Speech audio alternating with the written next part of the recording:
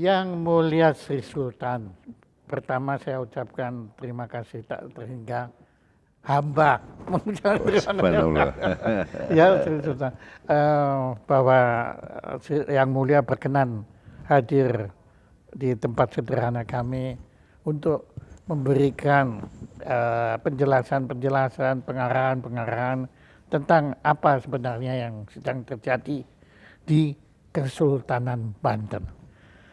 Pertama, mungkin saya akan masuk ke permasalahannya. Kami kebetulan sedang berusaha mempelajari kisah perjuangan Syekh Yusuf.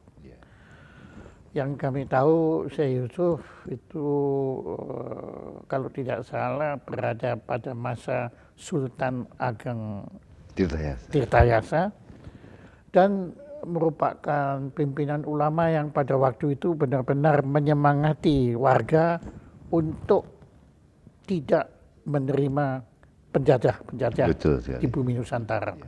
Itu waktu itu revolusioner sekali, Pak Yang Mulia. Nah, mohon Yang Mulia ceritakan sedikit tentang siapa sebenarnya Syekh Yusuf dalam kaitan dengan Kesultanan Banten. Baik. Syekh Yusuf itu ulama dari Kesultanan Banten. Salah satu ulama yang memang berpengaruh. Ya, di Kesultanan Banten itu ada mufti namanya. Mufti untuk bidang kesehatan, mufti untuk keulamaan. Beliaulah salah satunya. Nah, ketika penyebaran agama Islam sempat ke Sri Lanka yang seperti disampaikan tadi oleh Pak Suprana itu, kemudian ke Cape Town. Nah, di sana beranak pinak beliau itu. Sampai keturunannya penyebaran agama Islam sangat luar biasa di sana. Sampai juga dihormati ya. Dihormati. Ya. Makamnya pun di sana. Oh, di sana makamnya di Afrika, di Cape Town. Keturunannya itu setiap tahun bulan Desember selalu datang ke Banten. Kenapa bulan Desember? Itu adalah bulan yang menurut mereka ini bulan yang free untuk waktu yang bisa jalan-jalan jauh. Oh, iya. So, 50 orang minimal. Minimal. Itu dipimpin oleh yang namanya Fatih Behardin. Kami sering komunikasi terus. Penampilan itu beliau itu bagaimana? Apakah seperti orang Indonesia atau seperti orang Afrika? Kulit putih. Oh. Dan pakai biasalah pakai gamis gitu juga itu ya. Dan itu suami istri. Pasangan. 50 itu pasangan, jadi 25 pasang. Berangkat ke Banten, belajar pengajian, belajar kultur Banten gitu. Bahkan debusnya di sana sangat luar biasa. Sangat luar biasa. Jadi nggak kalah di sana. Nah, kami ini rencana diundang Desember nanti ini, tahun ini, ke sana. Ke Cape Town? Cape Town. Insya Allah. Oh, dan itu tradisi setiap tahun itu berlangsung sampai saat ini? Berlangsung. Oke. Ya. Nah, kemudian Yang Mulia bisa cerita tentang siapa Sultan Ageng Tirtayasa yang juga sudah dinobatkan menjadi pahlawan nasional. Sultan Ageng Tirtayasa itu Sultan Banten yang ke-6. Ini terkenal dengan perdagangan internasionalnya waktu itu. Oh, sudah ya. Betul, dengan Portugis, dengan Inggris, bahkan kedutaan di luar negeri, duta besar maksudnya, kerajaan itu Banten sudah punya di Inggris saat itu. Nah, Sultan Ageng Tirtayasa ini pada zaman keemasannya itu mencakup sampai ke Pulau Jawa itu, ke Kerawang, Purwakarta, ke Lampung, bahkan sampai ke Kalimantan, Sulawesi itu daerah yang dikuasai saat itu dalam penyebaran agama Islamnya. Sangat luar biasa beliau itu. Setelah Sultan Ageng Tirtayasa, Kesultanan Haji itu mulai diadu domba. dengan Purubaya ya. Betul sekali. Jadi inilah Yang politiknya mengadu domba, Belanda. yang mengadu domba Belanda. Jadi itu. politik divide et impera Betul itu sekali. sudah diterapkan di situ. Betul Ya. sekali. Nah ini kami sekarang keturunannya mencoba untuk melestarikan budaya ini, juga mengangkat kembali marwah leluhur ini. Ketika pada zamannya saat itu Islam sangat begitu luar biasa perkembangannya. Kalau sekarang barangkali kita menata, memelihara, tinggal meningkatkan akidah yang sudah. Tadi Yang Mulia menyebutkan bahwa Sultan Ageng Tirtayasa adalah turunan ke-6 ya. Keenam, Yang pertama siapa? Sultan Hasanuddin. Sultan Hasanuddin itu putranya dari Sunan Gunung Jati. Hasanuddin. Betul. Jadi Di Banten? Banten. Sunan Gunung Jati Cirebon itu menikah, punya anak dari permaisuri pertama maksudnya. Kalau Banten namanya, Lara Santang disebutnya, punya anak Sultan Hasanuddin. Kerajaan Cirebon belum ada waktu itu. Ketika penyebaran agama Islam ke Banten, itu pertama kali yang dihadapi adalah kerajaan Hindu Salaka Negara yang sudah ada di Banten. Itu Hindu ya? Ya, Salaka Negara itu berasal dari Tarumanegara. Oh, Nah, di Banten sudah ada waktu itu kerajaan Salaka Negara. Diperangi oleh Sultan Hasanuddin ini saat itu. Sampai tunduk. Ada satu namanya Jawara di sana itu, Pucuk Umun namanya. Ngadu inilah kesaktian dengan Sultan. Kalah Pucuk Umun. Berubah masing-masing itu dengan ayam ceritanya. Jadi Pucuk Umun jadi ayam jagonya, Sultan Hasanuddin jadi ayam jago, berantem. Kalah tuh yang Pucuk Umun. Lari kan. Dibiarkan oleh Sultan. Itu tadinya di Banten Girang namanya pertama, di Banten tengah kota. Lari, dilepas, sampai sekarang beranak pinak itu di Baduy. Baduy itu asalnya dari Pucuk Umun itu tadi. ya ampun. Jadi banyak sekali. Ini sejarah Banten ini sangat luar biasa. Kalau kita mau kupas panjang. Dan kalau tidak salah, mohon maaf kalau saya keliru, kalau kita tarik lagi ke atas dari itu Sultan Banten pertama Ya, sampai ke Rasulullah. Rasulullah. Nanti barangkali bisa saya berikan detailnya silsilah, ya, saya bisa Iya. kirim nanti. Nah, mungkin pertanyaan saya juga terdengar dungu atau bagaimana. Begini, saya kaget karena ternyata nama dari Sultan pertama namanya Hasanuddin. Hasanuddin. Apa hubungannya dengan Hasanuddin yang di Makassar? Makassar. Jadi Sultan ini orang zaman dulu itu punya kelebihan. Menurut legendanya seperti itu. Kita ngobrol di sini sultannya bisa di tempat lain ada. Hadir apa di tempat lain? Ya bisa juga. Itu terjadi sampai ke Makassar, sampai ke Goa. Dan itu yang sama. Sama. Katanya ada yang sama, tapi ada yang bilang beredar tidak sama. Ya, tapi kalau ditarik. Ya pasti ada kaitannya. Ada kaitannya. Karena Goa, kemudian Luwu, itu ada keturunan Banten banyak di sana. Sampai akhirnya ke Bugis, sampai akhirnya ke Sulu, Filipina. Saya belum lama dari Filipina diundang oleh Raja Baginda Pulalu itu di Sulu. Itu keturunan Banten yang Sulawesi bercampur di sana. Sangat luar biasa. Jadi di Sulu ada kerajaannya Mas? Ada. Kerajaan Islam. Sulu namanya. Islam juga ya? Islam, Kerajaan Sulu. Sangat luar biasa. Ya salah satunya waktu itu kami yang berperan juga membebaskan Sandera yang oleh Abu Sayyaf itu. Oh iya. Komunikasi saya dengan Raja Sulu, waktu itu ya saya. Yang datang ke sana itu Pak Jenderal Kiflan Zen waktu itu. Minta tolong pada saya supaya bisa masuk ke Sulu, bisa masuk ke daerahnya Abu Sayyaf, ya kami komunikasi. Karena ada kedekatan kebetulan secara emosional. silakan. Dan itu diperbolehkan, akhirnya membebaskan 4 orang ini. Batal. Waduh, jadi Tapi di berita kami tidak, iya, ya, iya. nggak apa-apa. Iya, Kita iya, kan iya. kalau berbuat sesuatu kan lillahi ta'ala aja lah. Iya, iya, iya. Tidak perlu everybody knows kan, nggak perlu. Itu antara Sultan Hasanuddin dengan Sunan Gunung Jati itu bagaimana hubungannya? Ayah dan anak. Oh, itu putranya. Sunan Gunung Jati adalah ayah, Sultan Hasanuddin adalah putranya. Jadi semua ada keterkaitannya. Terkait. Pak. Nah, begini Pak, saya dulu terus terang sering keliru karena saya pikir Sultan Ageng Tirtayasa itu Sultan Agung.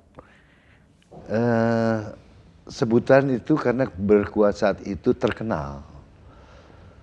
Ageng jadi agung, jadi Ya, itu ya. istilahnya pada situ.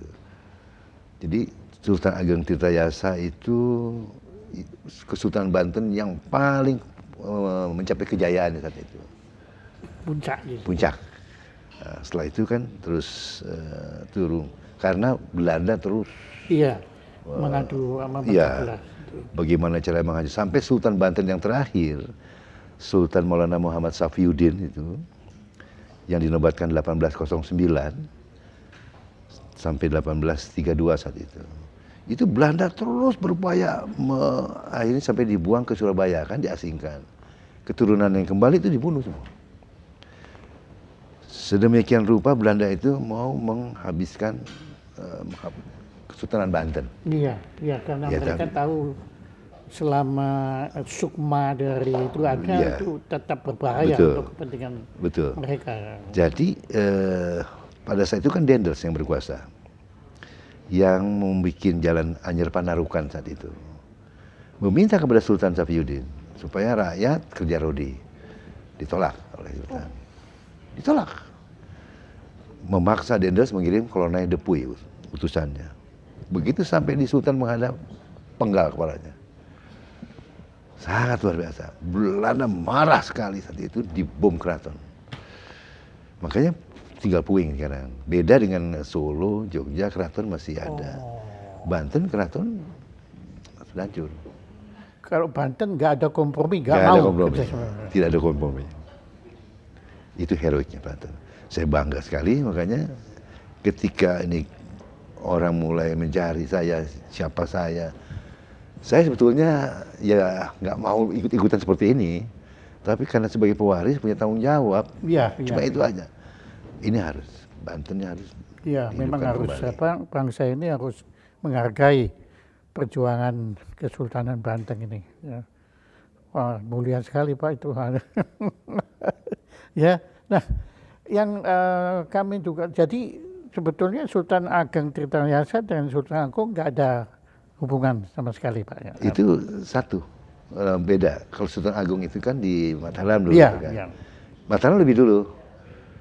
Sultan Agung Tirtayasa itu kan belakangan. Tahun 1500-an ke atas ya, 19. Sultan Agung itu pada zamannya berbeda dulu. Nah, waktu Sultan Agung ke Batavia, Ya. itu di Banten, sikapnya Banten bagaimana Pak? Kita waktu itu mengadakan perlawanan dengan Pangeran Jayakarta saat itu. Oh, Bentengnya di Batavia itu Pangeran Jayakarta. Itu salah satu keturunan dari Sultan Ageng Tirtayasa juga. jadi masih kakek Anda. Iya. Purwakarta, Kerawang itu lumbung padinya Banten dulu. Makanya sampai hari ini di Babelan dan lain-lain banyak orang Banten juga masih tinggal di sana. Banyak. Di Jakarta itu di Tanjung Priok itu banyak sekali orang Banten di sana. Jadi itu dari Batavia dulu. Sampai ke arah timur itu Pangeran Jayakarta yang makamnya ada di Romangun itu juga banyak orang Banten di sana. Jadi beranak pinak tuh mereka di sana. Dan Pangeran Jakarta orang Banten. Ya. Banten. Nah, kalau secara historis ini suku Banten ini, kalau kita bilang suku ya atau masyarakat Banten lah gitu, itu bagaimana Pak? Mulai hadirnya itu kapan? atau istilah Banten itu sebetulnya apa Pak artinya? Dari dulu Banten itu terkenal 4 hal sebetulnya. Kesultanan, ulamanya, jawaranya, ya. Satu lagi itu adalah apa ya? Heritage-nya, warisan kebudayaannya. Di sana itu semuanya serba goib katanya. Serba goib yang nggak kelihatan. Oh, goib ya. Iya. Ya. Sampai main musik tanpa alat musik pun bunyi gitunya. Nah, itu dikembangkan sekarang itu jadi dari mulai bambu itu. Kecil saja bambunya cuma satu, tapi bunyi suaranya itu luar biasa. Nah, ini sampai sekarang itu kita kembangkan. Suatu saat nanti barangkali ada baiknya juga ke pertunjukan saya bawa tim gitu ya, Pak, supaya ini bisa masyarakat tahu gitu kan. Ini bagus sekali, unik. Kalau debus itu bagaimana Pak? Nah, debus sangat luar biasa Pak. Debus itu ya ilmu yang memang khasnya Banten. Itu ilmu ya Pak? Ilmu. Ya boleh disebut ilmu karena belajar itu ada proses juga. Jadi nggak semua orang. Tidak semua orang bisa. Ya. Termasuk orang Banten pun tidak semuanya bisa. Ya. Karena itu ada treatment khusus seperti itu. Tapi berangkatnya semuanya karena seizin Allah. Kalau tanpa seizin Allah juga sama aja nggak bisa juga akhirnya. Jadi artinya orang dipotong, artinya seperti masa sulap, tapi ini ilmu, betul ilmu. Kalau sulap kan berbeda.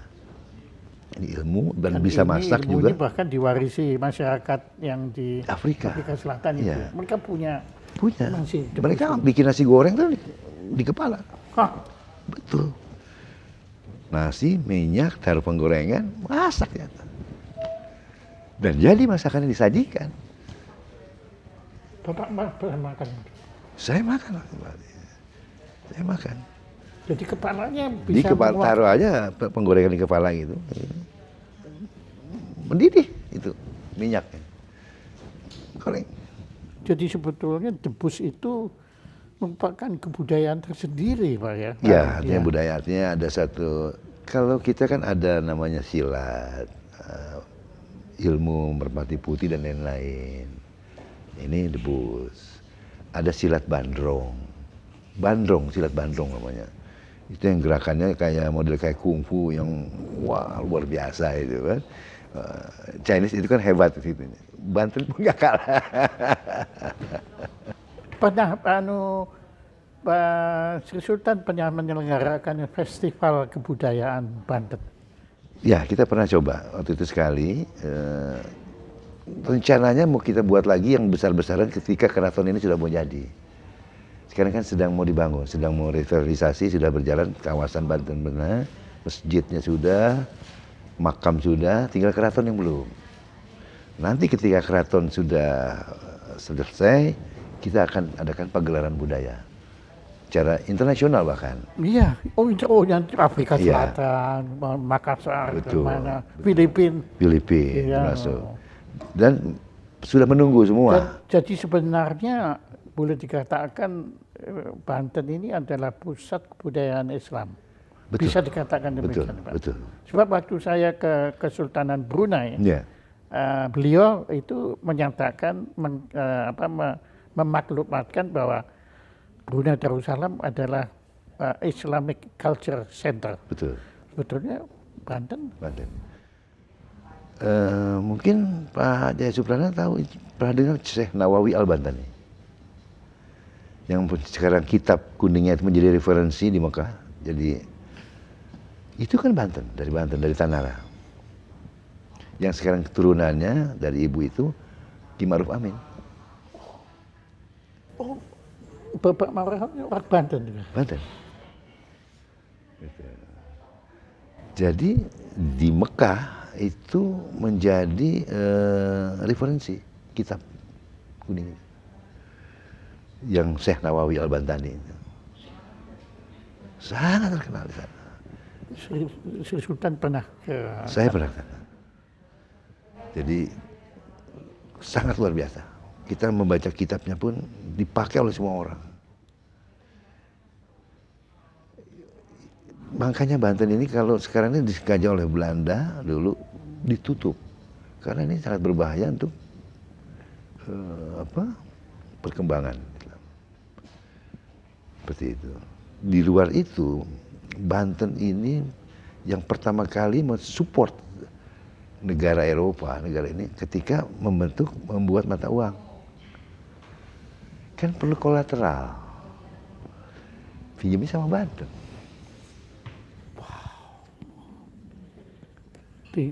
Tinggi sekali peradaban Banten ini, si Sultan. Ya. Betul. Jadi ini nggak mudah. Maka sebetulnya memang sudah menjadi tugas kewajiban si Sultan untuk Insya Allah. Jadi ini mempertahankan, melestarikan, iya. dan kemudian tentunya mengembangkan, ya, Betul. supaya tidak untuk museum saja, tetapi betul-betul berguna untuk masyarakat masa kini. Iya, iya, Insya Allah.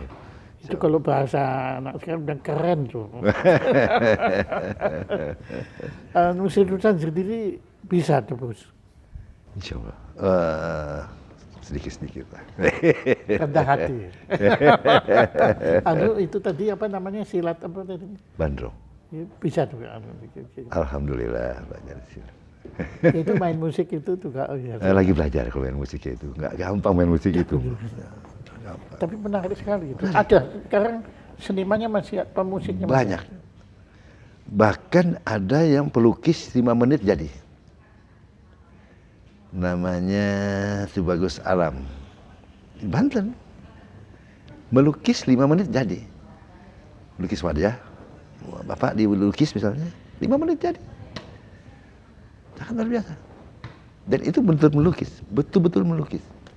Wah. Tapi melukisnya juga dengan petunjuk juga, artinya spiritual. Keren Pak. Waktu saya nggak keliru mengundang Sri Sultan ke sini. Hari ini belajar banyak sekali saya. Juga itu keterkaitan historis sebelumnya itu semua saya nggak sadar. Alhamdulillah. Nah, mungkin karena waktunya terbatas, Sri Sultan. Ada enggak hal yang belum saya tanyakan, tapi menurut Sri Sultan perlu diketahui oleh masyarakat Indonesia masa kini? Perlu, saya pikir adalah Sultan Banten yang terakhir, keturunannya sampai kepada saya. Itu yang mungkin perlu saya jelaskan. Karena Kesultanan Banten sendiri sudah vakum sebetulnya sejak 1899. Oh, gara-gara Belanda itu. Belanda itu. Ya. Tapi keturunannya kan masih ada.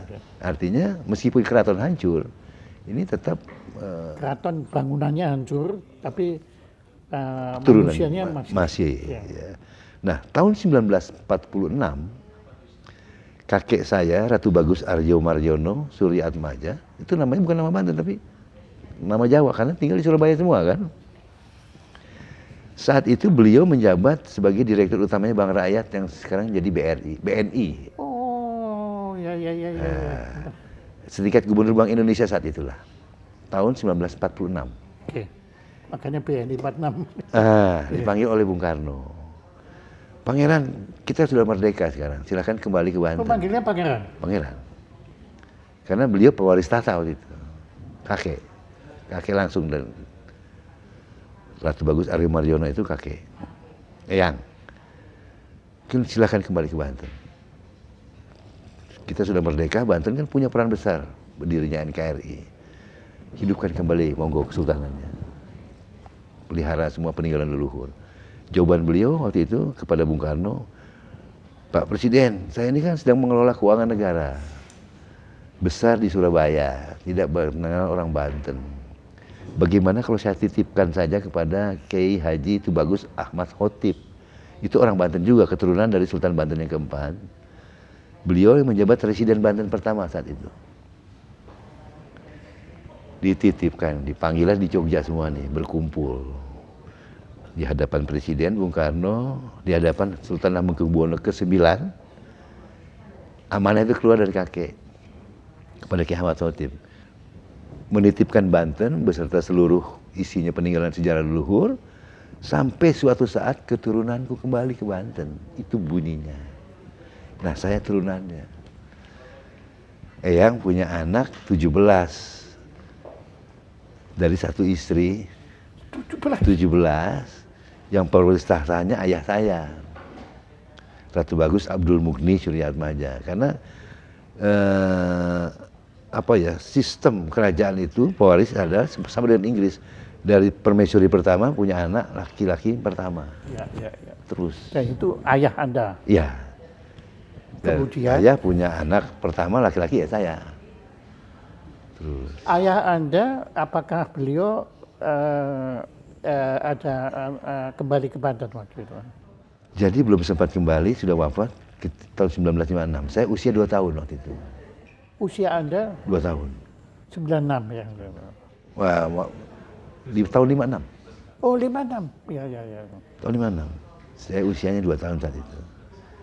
Ayah kerja di BPM dulu, British Petroleum Maskapai dulu, di Pelaju. Ya, ya, ya. Gitu.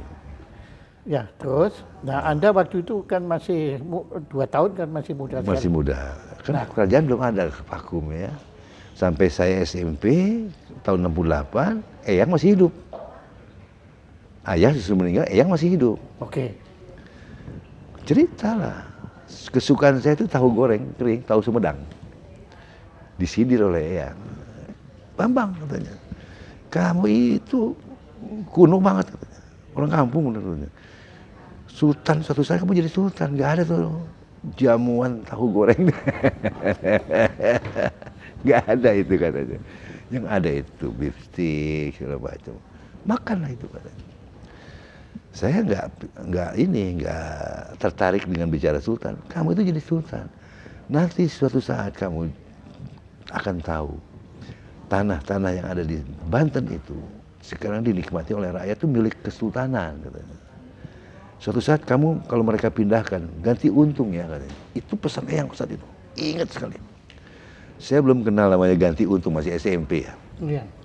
Apa itu yang ganti untung? Itu ganti untung itu berikan mereka nilai lebih kompensasinya dari nilai yang mereka Iya, ada iya, sekarang. iya. Oke, paham. Jadi saya terngiang tuh itu. Sampai hari ini nih, ketika revitalisasi ini kan masyarakat harus dipindah nanti. Saya sudah sampaikan kepada gubernur pemerintah bahwa ini harus dipikirkan kepentingan masyarakat. Mereka harus diberikan yang lebih. Oh bagus Pak. Harus nyaman. Nah itu. Nah, itu. Jadi kita ingin berbuat sesuatu demi kemaslahatan umat Banten. Saya berharap sekali ini Banten sejahtera. 3 moto kami ini. Jadikan Banten berakidah, jadikan Banten berbudaya, pada akhirnya jadikan Banten sejahtera. Sejahtera itu karena budi pekerti. Dan yang sejahtera dimulai dari rakyat Pak ya. Dari rakyat. Kalau Bukan rakyat rakyat, bukan, harus dari rakyat. Rakyat menopang nanti kepada pemerintah. Seperti itu. Ya kalau sekarang pemerintah yang sejahtera rakyatnya tidak, apa kita? Wow, ya. Chaos kan nanti. Ya sama aja seperti Sama penjajah, Pak. aja. Kita harus dari bawah. Terima kasih atas kisah-kisah yang sangat mengesankan ini. Sama-sama. Karena tidak setiap hari saya ketemu dengan seorang sultan. Sama-sama, Pak. Dan kami doakan semoga insya Allah perjuangan yang mulia Amin. Sultan akan mencapai apa yang si Sultan Amin. idam-idamkan. Amin. Yaitu rakyat yang hidup di negara gemah ripah loh. Amin. Amin. Kata Alhamdulillah. tentrem, kerta raharja. Amin. Amin. Ya Allah. Saya juga mendoakan semoga Pak Jaya Suprana ini selalu sehat. Ya. Selalu dilindungi oleh Allah Subhanahu wa Ta'ala. Terus berkarya sampai akhir hayat. Menghasilkan banyak talenta yang luar biasa demi mengangkat SDM Indonesia ke depan ini. Amin. Terima kasih, Pak. Terima kasih.